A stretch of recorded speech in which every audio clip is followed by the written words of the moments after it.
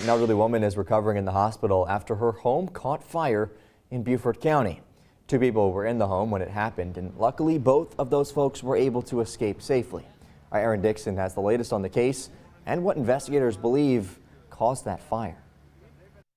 Investigators say they are still looking into this mobile home fire that happened last Thursday morning here in Grays Hill, but they say that all signs are pointing to a space heater being the cause of it.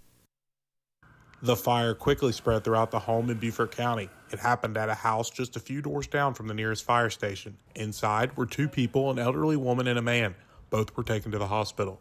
The woman's family says she's still recovering from smoke inhalation as well as cuts and bruises she got after being pulled through the window. We really hope her and her family are doing well, and if we can be of any further assistance to them, we're ready to do that. Everything inside of the house was burnt to a crisp except for the bed the woman slept on.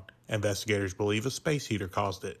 Now they're trying to figure out if it malfunctioned, was plugged into an extension cord, or was too close to something that could catch fire. The home was under renovations, and we do believe there were some paint cans and paint thinners in the area as well. So we're looking at that as a cause, although it's still officially under investigation.